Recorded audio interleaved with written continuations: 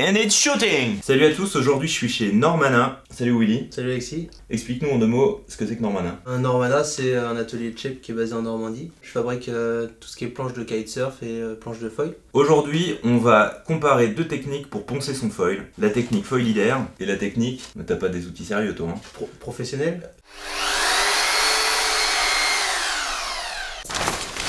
Putain, Willy, je pense que j'ai pris un grain un poil trop fort. Je suis pas sûr de ma méthode là. Bon Willy, à toi de nous présenter ta technique. Est-ce que tu peux nous dire d'abord pourquoi est-ce qu'on a besoin de poncer un foil? Alors le ponçage du foil en fait est nécessaire pour enlever le vernis. Pour quelqu'un qui cherche de la performance en fait, on va chercher à enlever en fait ce vernis là et aussi à affiner en fait principalement les bords de fuite. Willy, dis-nous, est-ce que cette opération est accessible à tous ou il faut des skills particulières? Non, c'est quelque chose qui est faisable par tout le monde. Après, faut bien respecter les étapes, faut y aller avec prudence. Combien de temps pas comme pour, un bourrin, avec la ponceuse ça marche pas. Et, ouais, faut compter une bonne heure en prenant son temps. Y a pas... Parfait. Qu'est-ce qu'il faut comme matériel? Donc il faut des grains, du papier à poncer donc à l'eau. C'est vrai que c'est... C'est spécifique? Ouais, c'est un peu spécifique, après ça se trouve à peu près dans tous les magasins de bricolage. Et ça sert à poncer de manière plus douce, c'est ça? Alors le ponçage à l'eau permet de poncer de manière plus douce. Ça permet aussi en fait de pas encrasser le papier. C'est tout con mais ça permet aussi de pas respirer les poussières. Parce que du coup les poussières sont fixées par l'eau et donc ils restent dans l'eau en fait. C'est parti Willy, on va voir si ta méthode est plus efficace que la mienne. Donc on va prendre le foil dans ce sens là. On va commencer par le grain en 600. Donc on va... Tu mouilles directement le... Je mouille directement le... Tu fais attention de ne pas mouiller mon foil. Le papier abrasif. Il est pas waterproof mon foil. Ah ouais, ok. Non mais c'est du duotone, c'est du solide. Donc là on met de l'eau sur tout le foil parce que c'est important qu'il y ait de l'eau partout. Donc ici moi j'ai pris un support en liège pour pouvoir protéger le foil dans la manipulation et éviter de l'abîmer. Donc là on va poncer. L'idée c'est quand même de poncer toujours dans le sens de la glisse. Donc là en fait ce qu'on va faire c'est qu'on va d'abord poncer l'avion, le fuselage, tout. Ok. Donc 600, 800. Donc là tu commences avec du... Donc là je suis au 600 là. Donc là c'est vraiment pour enlever le vernis. Donc l'idée c'est de poncer comme ça sur le foil. Là on va passer une petite couche partout, on va voir ce que ça donne d'abord. C'est très superficiel. C'est très superficiel en fait, t'as l'impression de rien faire. Alors c'est ce qui peut être un peu traître, c'est qu'on a l'impression de ne rien enlever, de rien faire. Mais en fait le papier abrasif crée en fait des micros aspérités au niveau de la surface de l'aile. D'accord. Et là si je passe un coup de chiffon, on va voir que la surface est déjà beaucoup plus mate qu'à l'origine.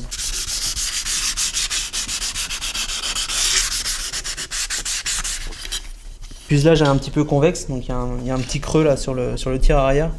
Donc là on va être obligé en fait de poncer un petit peu de biais. On va essayer de pas appuyer trop fort. Mais après avec les autres grains, comme on va utiliser du 800 et du 1200, en fait on va enlever les rayures qui ont été occasionnées par le 600. Donc faut être sûr d'être passé partout. Obligé de poncer comme ça pour passer partout quoi. Ok d'accord. Ouais. Donc en cas de doute on peut venir te voir hein. Ouais, bien sûr, il n'y a pas de souci. Faut venir me voir à Saint-Valahougue, à l'atelier Normanna. Il faut pas hésiter à remouiller régulièrement. Et tu t'arrêtes quand du coup alors là on va passer une couche par Ok. On va faire une passe partout au 600, une passe partout au 800 et on va regarder un peu ce que ça donne. On va l'essuyer, ça permet de voir un peu les zones qui ont été poncées ou pas. Donc là j'ai passé un premier coup au 600. Et un coup de chiffon derrière. Donc j'ai essuyé pour voir un petit peu ce qu'on avait fait. Donc on observe, alors c'est compliqué à filmer à la caméra, mais on observe avec la lumière du jour qu'il y a des petites zones de mat. Donc l'idée c'est d'avoir vraiment quelque chose d'uniforme. Là je suis sur du 800 là. Pareil, tu fais un petit passage. Donc pareil, on fait un passage partout. La pression... J'appuie, ouais non, j'appuie à peine. Tu mets le poids de ta main quoi? Ouais, j'appuie vraiment à peine. D'accord. Et c'est pareil tout à l'heure? Ouais, tout à fait. Ouais. Ok. Les endroits un peu critiques c'est tout ce qui est les petits congés là. Là c'est un petit peu galère, donc on peut y aller avec le pli du doigt là. Du tissu, enfin du papier abrasif. Du coup vas-y, à moi. Tu veux le faire? Bah ouais. Attention, je vais saccager mon foil. Ouais, fais gaffe. Très important, régulièrement mettre le papier de verre dans l'eau pour nettoyer le papier de verre. Limite ne pas hésiter à remouiller avec l'éponge, tu peux remouiller le foil. Donc là, tu vois, j'ai surélevé un peu le foil pour qu'on puisse voir le bord d'attaque correctement. Donc le bord d'attaque, tu l'avais pas fait avec pour l'instant, je l'ai pas fait, non. Et c'est pas grave de l'attaquer directement Non, parce que le 600 c'est quand même quelque chose qui attaque assez dur. Ouais, histoire de... Donc là on s'est occupé des surfaces de devant, on n'a pas touché au bord de fuite. Après automatiquement en fait on a déjà un petit peu touché au bord de spécifiquement donc là clairement le bord de fuite, on sent qu'il n'est pas assez fin. Ouais, on sent qu'il est épais, il est rond en fait. En fonction des performances qu'on veut, et on peut l'affûter vraiment à l'extrême jusqu'à ce que ce soit coupant, mais... Bien sûr, le projet Foil Leader est affûté, mais pas trop. Le bord de fuite, donc l'idée c'est de filmer, de poncer. Donc l'idée c'est de poncer à peu près à 40-45 degrés par rapport donc, au bord de fuite. Donc le bord de fuite est comme ça. On va poncer à 45 degrés, donc comme ça en fait. Toujours dans ce sens-là. Alors là, on est obligé de le faire dans la transversale. Et attends, et là, t'as toujours pas passé le 1200? Non, je suis encore au 800 là pour l'instant. C'est assez compliqué à expliquer parce que c'est vraiment au niveau du... C'est un feeling? Ouais, c'est au niveau du feeling. On sent avec le doigt si c'est plus ou moins tranchant, et après, on va s'arrêter quand on pense que c'est suffisant, quoi. Ok, d'accord. Donc là, je l'ai retourné, donc on va faire la même chose de l'autre côté pour, pareil, pour... essayer de casser l'angle en fait, le but, c'est-à-dire que comme le bord de fuite est comme si on aiguisait un couteau en fait. Arrondi, ouais, tout à fait. Ok. Comme le bord de fuite est arrondi, en fait, on va chercher à aiguiser des deux côtés pour créer un angle en fait.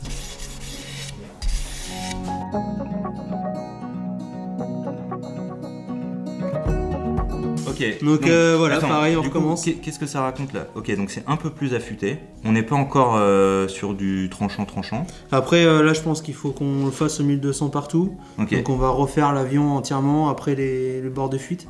Et puis on va voir un peu ce que ça donne. On va voir s'il faut repasser une... Je peux le faire? Bien sûr.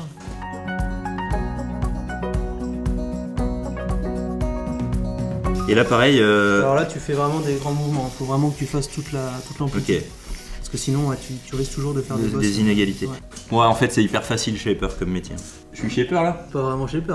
Ah bon? Je me voyais déjà ouvrir mon magasin là. Donc là, clairement, on sent que... Hein, c'est plus pareil. Hein. Ah bah, ça commence à gratter un peu. Je pense que là, on n'est pas trop mal. Pour poncer le mât, je vous emmène à l'île Maurice, retrouver Jérôme Beaunieu, le designer du duotone Daytona. Il va nous donner ses petits conseils. Hey, salut Alex, donc je te fais une petite vidéo vite fait là de comment poncer le mât. J'ai même pas de papier, donc je vais utiliser une éponge pour simuler ce que je fais avec du papier. Et on va commencer avec du 600. Moi par exemple, j'aime bien laisser mon foil carrément monter sur la planche. T'es pas obligé, mais ça me donne un bon plan de travail. Là, le mât il est bien horizontal comme ça sur la planche. Et ce que tu vas chercher à faire, c'est tu vas le passer uniformément partout sur le mât en appuyant pas mal. Et en même temps, tu vas avoir l'eau qui coule, qui va mouiller. Et tu vas essayer d'être le plus homogène possible au niveau des surfaces. Donc tu vas pas t'attarder que près du bord d'attaque ou que près du bord de fuite, mais tu vas vraiment essayer d'aller aussi homogènement que possible partout. Et là c'est vraiment juste pour casser cette première couche de vernis. Donc tu vas y aller pendant peut-être 1 minute et demie avec ton 600. Et tu vas faire tout le premier côté du foil, donc côté tribord d'abord. Et après avoir fait ça pendant 1 minute et demie, tu vas prendre le même papier de 600. Et là, tu vas passer un moment sur le bord d'attaque. Tu vas monter, tu vas descendre le long du bord d'attaque. Tu vas essayer de bien l'arrondir, faire en sorte qu'il soit bien homogène encore une fois tout le long. Après avoir fait ça, tu vas venir sur ton bord de fuite. Tu vas pincer ton papier sablé comme ça, en forme de V, tenir entre le bout des doigts et tu vas venir affûter quelque part ton bord de fuite. Ça va vraiment aider au cas où ton foil il siffle au niveau du mât.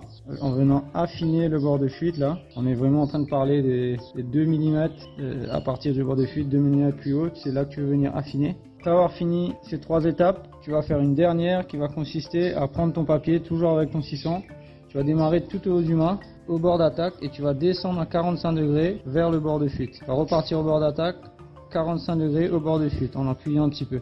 Et là, tu vas comme rayer ton mât en diagonale, comme ça, du bord d'attaque au bord de fuite, du bord d'attaque au bord de fuite, du bord d'attaque au bord de fuite, tu vas tout le long du mât. Donc là, tu as fait tout ça avec ton même papier de 600. Après, tu le jettes, il est fini. Tu en prends un nouveau, même dimension, du 800. Et tu refais exactement les mêmes étapes. Tu me refais un coup tout le mât au 800, partout bien homogène. Le bord d'attaque, un petit coup sur le bord de fuite. Tout pareil, et tu finis avec les 45 degrés pareil. Et tu peux t'arrêter au 800 ou tu peux monter jusqu'à du 1200 et tu reçuis exactement la même méthode. Tu me refais un coup tout le mât au 1200, le bord d'attaque au 1200 et le bord de fuite pareil au 1200. Enfin normalement ce que tu vas faire c'est que tu vas faire 600 d'un côté, 600 de l'autre, 800 d'un côté, 800 de l'autre.